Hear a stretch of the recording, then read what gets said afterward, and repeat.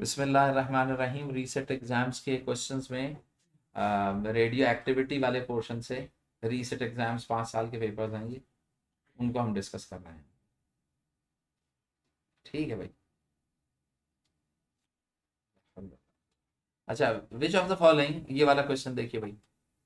Which of the following processes is similar to thermionic emission?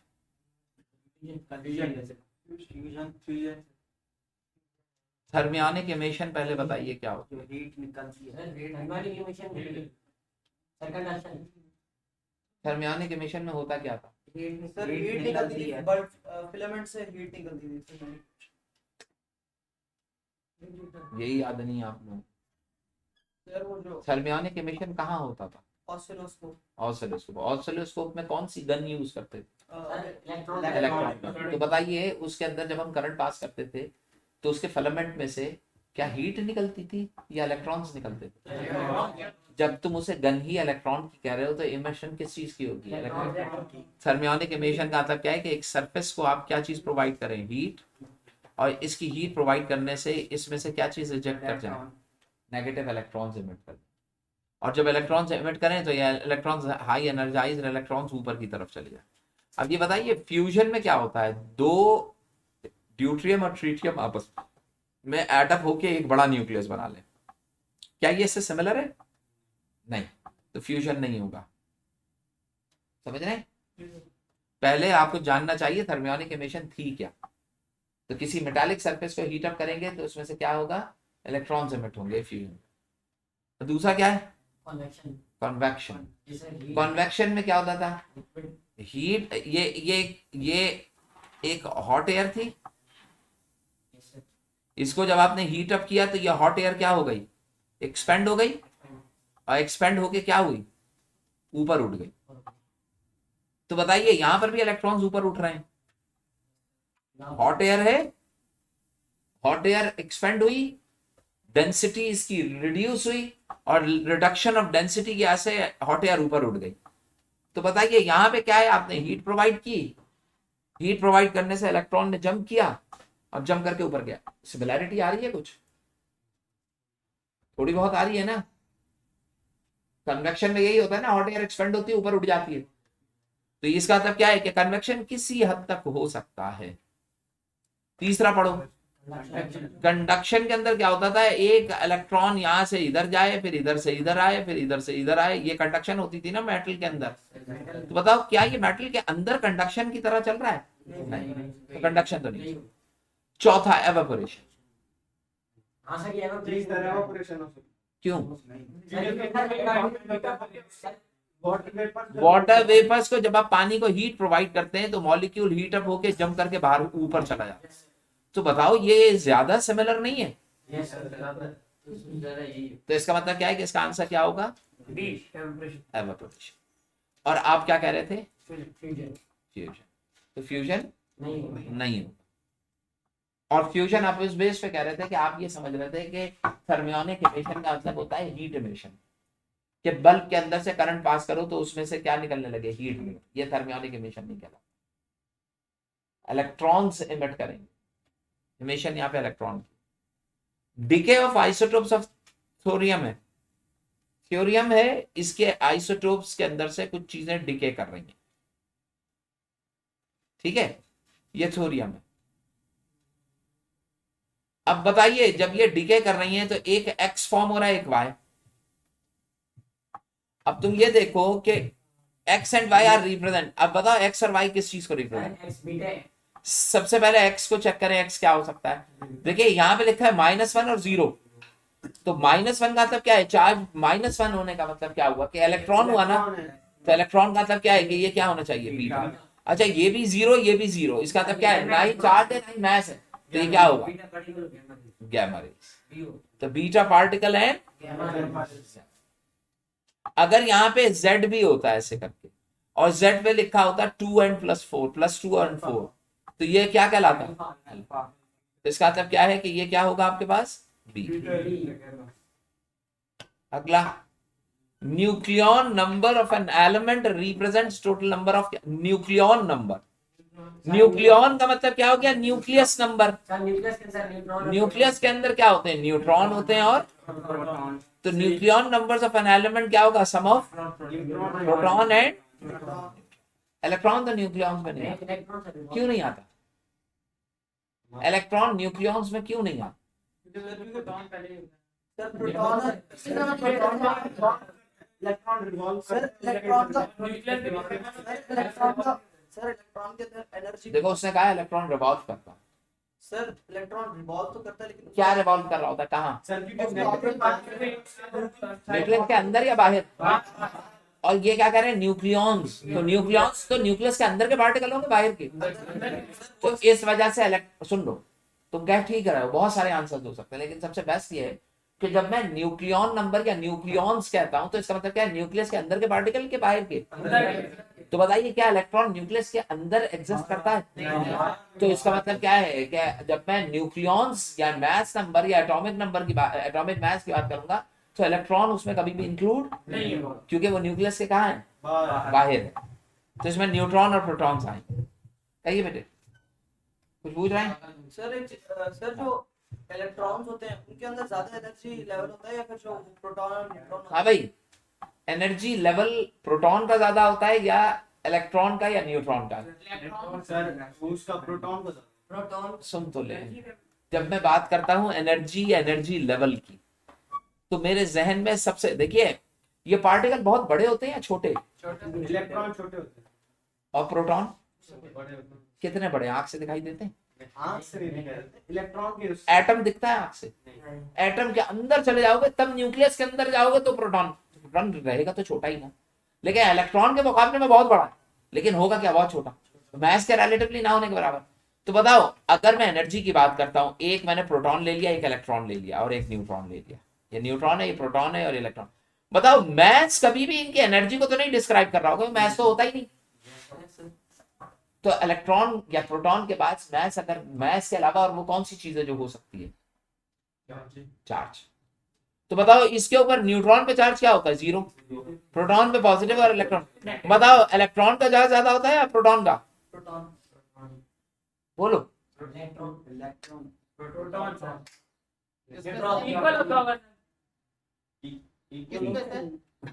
क्या होता है बताइए? ये इलेक्ट्रॉन तो बहुत छोटा है, ये प्रोटॉन तो बहुत बड़ा है, लेकिन इनके ऊपर जो चार्जेस होते हैं ना इक्वल होते हैं, यानी कि जितनी फोर्स से एक इलेक्ट्रॉन प्रोटॉन को अट्रैक्ट करता है इलेक्ट्रोस्टैटिकली, उसी फोर्स से एक प्रोटॉन इलेक्ट्रॉन को भी अट्रैक्ट कर रहा होगा इलेक्ट्रोस्टैटिकली। नहीं समझे? तो इसका मतलब क्या हो गया कि ये जो एनर्जी डिस्क्राइब करते हैं वो इनके प्रोटॉन और इलेक्ट्रॉन डिस्क्राइब करेंगे। क्या डिस्क्राइब करेंगे? एनर्जी। अब ये कह रहा है which one of the following radioactive emission has highest ionization power. अरे क्या रहे थे? सर वो पिछला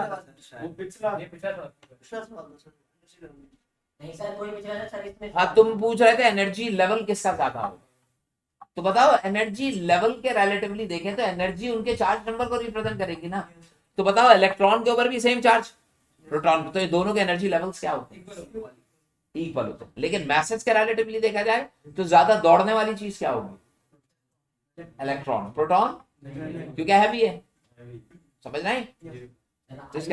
अब ये मुझे बताओ कि एनर्जी के रिलेटिवली ज्यादा एनर्जाइज या आयनाइज अल्फा पार्टिकल होगा, बीटा होगा या गामा? क्योंकि अल्फा में +2 है, 2 प्रोटॉन है, बीटा में क्या है? -1, 1 इलेक्ट्रॉन है, और गामा में क्या है? कोई भी नहीं है। तो बताओ which of the following radioactive emission has highest ionization power? किसकी होगी हाईएस्ट? अल्फा। समझे? और पेनिट्रेटिंग कैपेबिलिटी क्या होगी? गामा, क्योंकि वो लाइटर होता है फोटॉन। ऐसे करने की जरूरत नहीं इसमें। क्यों कहा उसने गामा? पेनिट्रेटिंग क्यों कही गामा की बात? गामा जो होता है उसका मैस जो होता है वो फोटॉन के बराबर होता है, बहुत कम होता है मैस। जब किसी चीज का मैस कम हुआ तो पेनिट्रेशन कैपेबिलिटी ज्यादा नहीं होनी चाहिए। भाई वो बच्चा जिसका मैस कम होगा, जो छोटा होगा, वो ज्यादा दूर तक दौड़ जाएगा ना, बड़ा बंदा नहीं, मोटा बंदा नहीं दौड़ सकता। तो जिसका मैस कम होगा उसकी पेनिट्रेशन कैपेबिलिटी ज्यादा, जिसका मैस ज्यादा उसकी कम। Which of the following moderator, हाँ क्या कह रहा है? What is the purpose of moderator in nuclear reaction? Nuclear reactor में मॉडरेटर का पर्पस, मॉडरेटर का काम क्या होता है? Slow down fast. पहला देखो, सबसे पहला काम तो ये होता है कि वो जो चेन चलना शुरू होता है, जो अनकंट्रोल हो जाता है, उसको कंट्रोलिंग में लाए। और वो इलेक्ट्रॉन वो कर लेता है, न्यूट्रॉन्स को एब्सॉर्ब कर, न्यूट्रॉन इलेक्ट्रॉन को नहीं, किसको? न्यूट्रॉन। अब जरा देखो, रिस्ट्रेन चेन रिएक्शन, रिस्ट्रेन का मतलब क्या होता है? रोके। तो क्या मॉडरेटर का काम चेन रिएक्शन को रोकना नहीं हो सकता? हो सकता है। भाई अगर तुम न्यूट्रॉन्स को एब्सॉर्ब करा रहे हो, रिएक्शन को स्लो डाउन कर रहे हो, तो चेन रिएक्शन को बढ़ने से रोक रहे हो ना। चेन रिएक्शन का नुकसान क्या होता है? एक न्यूक्लियस टूटता है तो एक एनर्जी निकलती है, 2-3 टूटेंगे तो और ज्यादा एनर्जी, 9 टूटेंगे तो और ज्यादा, 27 तो और। अब ये चेन खुद ब खुद अगर चलता जाएगा तो एक वक्त ऐसा आएगा, इतनी एनर्जी डेवलप हो जाएगी कि वो मुझे ही जला देगी। नहीं समझे? नहीं समझे? तो इसका मतलब क्या है कि उस चेन रिएक्शन को स्टॉप करने के लिए, कंट्रोल्ड करने के लिए हम क्या करते हैं? मॉडरेटर्स यूज करते हैं। तो एक तो ये हो सकता है स्लो डाउन फास्ट न्यूट्रॉन्स, जो न्यूट्रॉन फास्ट होते हैं उनको स्लो डाउन किसी हद तक कहा जा सकता है कि क्या होगा फास्ट न्यूट्रॉन्स। हाँ क्या कह रहे हो?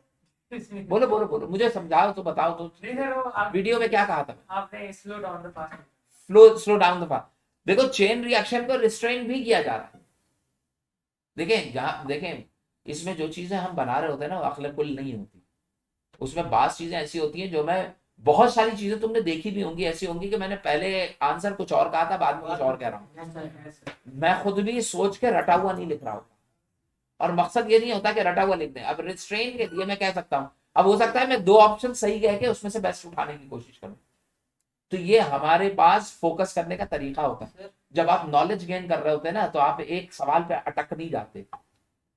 मुझे अगर कोई, तुम्हारी वाली बात बड़ी जबरदस्त चीज आज हम बैठ के डिस्कस कर रहे थे, जो हम सुबह डिस्कस कर रहे थे, हज़रत इब्राहिम, हज़रत आदम के हवाले से। क्या हज़रत आदम अलैहिस्सलाम के दिल में लालच आई थी या क्या था? तो उस वक्त ना, ये एक से मेरी बात हुई तो उन्होंने मुझे ये बताया कि आदम के साथ जिस वक्त ये वाकया हुआ था मेरे बेटे, क्या वो उस वक्त नबी या पैगंबर थे? पैगंबर तो किसी को पैगाम पहुंचाने के लिए भेजेंगे ना। तो ये मुझे बताओ, जिस वक्त ये वाकया हुआ था जन्नत में, उस वक्त तो वो पैगंबर ना ही पैगंबर थे ना ही नबी थे, बल्कि इंसान थे। और शैतान ने नबी को बहकाने के लिए नहीं कहा था, इंसान को कहा था, क्योंकि बताते खुद वो इंसान थे। नहीं बनती लॉजिक, समझ गए? तो इसका मतलब क्या है कि वो उस वक्त चूंकि इंसान थे, लिहाजा उनका बहकना मुमकिन था। लेकिन दुनिया में आने के बाद वो नहीं बहके, और कोई नबी नहीं बहके ईमानी तौर। समझ में आती है? तो वो वाली चीज देखिए, ये बात कहलाती है कि जब आप किसी चीज की जुस्तजू में होते हैं ना, तो अल्लाह ताला आपको वो चीज खोल के दिखा देता है, बता देता है कि ये देखो ये। और जब आप जुस्तजू में हो लेकिन गलत चीज की जुस्तजू में हो, तो आपको हक जो होता है ना, वो आंखों के सामने से नहीं दिखाई देता। समझते हैं? मतलब इस अल्लाह के मौजूद होने का इससे बड़ा एविडेंस क्या होता है कि बीज जमीन में डाल के बैठ जाते हो। अब तुम खुद सोचो कि पानी ने बीज के ऊपर, साइंस यही कहती है ना, पानी, मैं बताता हूं कैसे उगता है, मैं बता देता हूं, साइंस बताती है ना, ये पानी जाता है, पानी जाके रिएक्शन करता है सॉइल के साथ, सॉइल जो होती है वो रिएक्ट करती है, ऑक्सीजन उठाती है, फिर कहीं से कुछ उठाता है, कहीं से कोई केमिकल मिलता है, मिल के सारा काम होते होते होते होते आखिर में क्या होता है, उसमें से एक कोपल जो होती है वो बीज में से फूटती है, फिर वो इसमें स्ट्रेंथ आती है, जमीन से निकलती हुई बाहर निकलती है, और फिर दर्द बन जाती है। यही कहता है ना साइंस, बता नहीं दिया साइंस। अल्लाह आया कहीं? देखिए अल्लाह कहाँ आएगा? अल्लाह उस जगह आएगा कि वो जो पानी था उसने सॉइल के साथ रिएक्शन किया क्यों? वो क्या चीज, बस आप कर लें, आप मट्टी और पानी को मिला दें, जो रिएक्शन उस बीज के लिए करना है वो एक स्पेसिफाइड रिएक्शन है, हमेशा नहीं होगा। आपकी बॉडी के अंदर डिफरेंट केमिकल्स है ना, मेरी बॉडी में, नहीं समझते? एलिमेंट्स है ना, गंधक भी है उसमें, सल्फर भी है, नाइट्रोजन भी है, हीलियम भी होगा, ऑक्सीजन भी होगी, कई चीजें है ना। अगर आप देखो, तुम क्या करो, बाजार से लेके आ जाओ सारी चीजें, मिलेगी और मिलाओ, हांडी में डाल के चढ़ा के चलाते रहिए आप। क्या उस रेशो से मिलके कभी भी इंसान बना पाएंगे आप? लेकिन मुझे ये बताएं कि जब बच्चे की पैदाइश होती है तो उस वक्त ये तमाम चीजें अपने अपने रेशो से किसके हुक्म से मिल रही होती है? कोई है पीछे बैठा हुआ? इससे ये चीज समझ में आती है। ये मैंने पता है कहाँ पढ़ी? ये मैंने पढ़ी थी मौलाना मौदूदी जो है ना, उन्होंने इसके ऊपर पूरा उनका जो लेक्चर था ना, वो एक बुक की शक्ल में था, वो मुझे नजर आया और उन्होंने उसको इस तरीके से समझाया कि अगर मट्टी जो है वो पानी के साथ मिलने से इनकार कर दे, ठंडा हो जाए आपस में, जैसे हमारा होता है, हम इश्तराक करके बिजनेस कर रहे हैं, कोई किसी टाइम पे आया, हमने कहा जी मैं नहीं कर रहा तुम्हारे साथ बिजनेस, तो इसका मतलब क्या है? मेरी विल है ना, मैं करूं नहीं करूं। ये कहते हैं कि पानी और मट्टी की भी अपनी अपनी विल है, कोई विल नहीं है, वो हुक्म के ऊपर चल रही है। एक बैठा है ऊपर जो हुक्म देता है तो चीजें हिलती हैं, वरना नहीं, हुक्म के बगैर नहीं चल रही है। तो इसका मतलब है वो मौजूद हुआ ना। अच्छा, तो अब यहाँ पे देखिए स्लो डाउन और फास्ट रिएक्शंस आ गए दो। अगर जो चेन, अगर बहुत सारे जो अगर न्यूट्रॉन्स इमिट होंगे तो वो एनर्जी प्रोड्यूस होगी, जैसे आपने कहा। फिर से कहिए बहुत सारे न्यूट्रॉन्स इमिट होंगे तो इमिट होंगे, जो उसकी जो एनर्जी बहुत सारी जो प्रोड्यूस होगी वो जला देगी। हाँ, लेकिन फास्ट न्यूट्रॉन्स को भी तो वही करेगी ना, कि हम एक तरह से फास्ट न्यूट्रॉन्स को भी तो रोक वही काम कर रहे हैं। लेकिन मसला यह है कि fast neutron slow down fast neutron, जो न्यूट्रॉन तेज चल रहा है उनको स्लो डाउन करूंगा तभी मैं उसको कंट्रोलिंग में लेके आऊंगा। तो इसका मतलब क्या, दोनों ऑप्शन सही है भाई। ये वाला काम अगर मैं कर रहा हूं तो मैं रिस्ट्रेन कर रहा हूं ना चेन रिएक्शन को, सर, फिर है तो दोनों सेम ही, तो सेम हो गए ना। अभी चलते हैं ना आगे, हो सकता है या आखिर में हम फिर बेस्ट ऑप्शन पे आके आंसर दे दें जो हमेशा देते आए। सर इस पे तो रोक देगा बिल्कुल, स्लो डाउन तो स्लो डाउन कर देने का मतलब यह है कि जब मैं उस रिएक्शन उस न्यूट्रॉन को स्लो डाउन करूंगा तो फिर मेरे कंट्रोल में आएगा ना, तभी तो कंट्रोल हुआ। वो मॉडरेटर का काम कंट्रोल करना रहता है ना। तो इसका मतलब क्या है, चेन रिएक्शन को रिस्ट्रेन करने का मतलब क्या है, चेन रिएक्शन को कंट्रोल करना। रोकना का मतलब क्या है, कंट्रोल में लेकर। अच्छा, build high pressure steam. Moderator तो स्टीम नहीं बिल्डअप करता ना, हाई प्रेशर। कहां प्रेशर बिल्डअप होता है? High steam. जब ये रिएक्शन हो जाता है तो हीट बन जाती है। हीट को आप क्या करते हैं, पानी पे डालते हैं, पानी से जो भाप बनती है वो एक जगह चैम्बर में जमा करके हाई प्रेशर बिल्डअप किया जाता है। जब उसको तेजी से छोड़ते हैं तो टरबाइन घुमा के इलेक्ट्रिसिटी बनाते हैं, समझे? लेकिन उसका सोर्स क्या था आपके पास? Radio active substance. और absorb dangerous gamma radiation. Gamma radiation absorb होती नहीं है। तो इसमें ये दो पॉसिबिलिटीज हो सकती है, लेकिन जो बेस्ट है, जो सबसे ज्यादा है, वो slow down fast moving neutron मेरे ख्याल में आ गए। कल पूछेंगे तो वो रिस्ट्रेन चेन रिएक्शन। तो इसका मतलब क्या है कि इस क्वेश्चन में दोनों ऑप्शन सही है, ठीक है। आगे चलिए, the process of splitting uranium. बताइए, स्प्लिट का मतलब तोड़ना हुआ, तो स्प्लिटिंग का मतलब तोड़ना अगर हुआ तो breaking down a heavy nucleus into smaller one, fission का। तो ये रिएक्शन कौन सा हुआ? फिजन। फ्यूजन नहीं, फ्यूजन फ्यूज करने को कहते हैं, मिलाने को कहते हैं। अगला देखें, the sun gives out a large quantity of energy due to क्या? फ्यूजन। अच्छा, सन क्या है? वो सितारा। सितारा। तो जितने भी सितारे हैं, जितने भी प्लैनेट नहीं, जितने स्टार्स हैं, प्लैनेट नहीं, प्लैनेट वो होते हैं जो कि स्टार ना हो, जो अपनी एनर्जी प्रोड्यूस। अर्थ अपनी एनर्जी, अच्छा अर्थ अपनी एनर्जी प्रोड्यूस कर सकती है। अच्छा, अर्थ के अंदर एनर्जी मौजूद है? जी सर। किस फॉर्म में? वो रेडियो एक्टिविटी की फॉर्म। नहीं, अर्थ के अंदर अगर आप चले जाएं तो मोल्टेड फॉर्म में सॉल्यूशन मौजूद है ना। आयरन और मुख्तलिफ मैग्मा जो कहलाता है, लावा, वो एनर्जी की फॉर्म में जियोथर्मल एनर्जी होती है ना, तो अर्थ के अंदर मौजूद है। लेकिन बताइए, क्या ये एनर्जी अर्थ के बाहर विजुअलाइज हो रही है? नहीं। तो इसका मतलब क्या है कि जो प्लैनेट्स होते हैं ना, उसके कोर में तो एनर्जी होती है लेकिन विजुअल नहीं होती। अगर उसकी सरफेस के ऊपर से एनर्जी निकलना शुरू हो जाए तो फिर विजुअलाइज एनर्जी होगी। जो सूरज होता है ना, सितारा, उसकी सरफेस ठंडी नहीं होती, गर्म होती है, तो अंदर से भी गर्म होगा। प्लैनेट वो जब बनता है जब उसकी सरफेस क्या हो जाए, तो मुमकिन है कि अर्थ जिससे टूट के अलग हुई थी, सितारे की मानंद थी, लेकिन जब वो ठंडी होती चली गई तो क्या बन गई? प्लैनेट। समझ में आती बात? तो अब यहां पे ये कह रहा है कि फ्यूजन, जो जितने भी स्टार्स हैं, सेटलर एनर्जी कहलाती है, वो किसकी वजह से बिल्डअप हो रही है? फ्यूजन। फ्यूजन में होता क्या है? वो दो एलिमेंट्स जुड़ जाते हैं। कौन कौन से? हाइड्रोजन के आइसोटोप, ड्यूट्रियम और ट्रिटियम।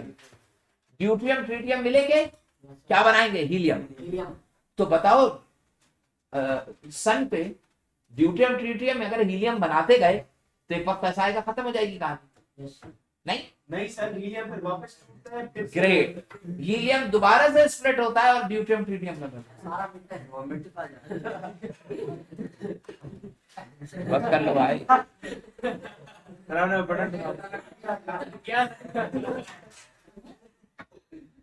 चलो मुझे पीछे आ गया था। हम कहाँ चले गए? Hack हो गया सर अभी रियाल के मामले। यार चले, तो ये चीज समझ में आ गई, ड्यूटियम ट्रिटियम समझ में आ गया, ये भी हो गया था, ये भी हो गया। अच्छा गिव आउट, तो ये क्या होगा? फ्यूजन होगा न्यूक्लियर। अच्छा इसके बाद देखिए कार्बन डेटिंग। कार्बन डेटिंग किस लिए यूज होता है? लाइफ मालूम, किसी भी सैंपल की लाइफ मालूम। अब पता है कल मैं फेसबुक पे देख रहा था तो वहां पे एक स्टोन दिखाया उन्होंने, मीटियर था वो, बाहर से मीटियोर कहलाता है, एक ऐसा पत्थर जो कि मून का नहीं, एक ऐसा पत्थर जो कहीं और किसी और खला से जमीन पे आया। उसकी लाइफ उन्होंने बताई तकरीबन 12 मिलियन ईयर्स बिफोर बैक का था वो, 12 मिलियन साल पुराना था। जब 12 मिलियन को इन्होंने कैलकुलेट किया तो इन्होंने ये कहा कि ये उस वक्त का था जिस वक्त बिग बैंग हुए हुए शायद 3 मिलियन यानी कि 300 या 350 साल गुजरे थे। बिग बैंग जब हुआ था, जब एक्सप्लोजन हुआ था, उस वक्त उस पत्थर की क्रिएशन हुई थी। यानी कि हमारी अर्थ भी उतनी पुरानी नहीं है जितना बिग बैंग था। अर्थ भी बाद में क्रिएट हुई है, एक्सप्लोजन होते होते होते होते बहुत एंड के ऊपर ये अर्थ की फॉर्मेशन हुई है। ये सन जो है वो इतना पुराना नहीं है, लेकिन वो स्टोन जो था वो सन से भी पुराना था, वो इतना बड़ा सा पत्थर था। और मालूम कैसे किया? डेटिंग के थ्रू मालूम कि उसके अंदर जो एलिमेंट्स बचे हुए थे उनकी अप्रोक्सीमेट। तो भाई बताइए विच of the following isotopes carbon dating के लिए क्या यूज होता है? C14। The half life of radio active element is 3 days। एक रेडियो एक्टिव एलिमेंट है 3 दिन में आधा होता जा रहा है। अब ये बताइए वो लिया कितना था? 50। तो बताइए ये 56 का था ग्राम। बताइए जब पहली हाफ लाइफ गुजरी तो कितना बना? 7 नहीं 56 का आधा। 28 अब अगली हाफ लाइफ में, 14 अगली हाफ लाइफ में 7 तो बताइए कितना रह गया? 56 से कितना रह गया? 7। तो बताइए ये एक हाफ लाइफ, ये दूसरी हाफ लाइफ और ये, तो 3 हाफ लाइफ हो गई। 3 हाफ लाइफ का है, एक हाफ लाइफ कितने दिन की है?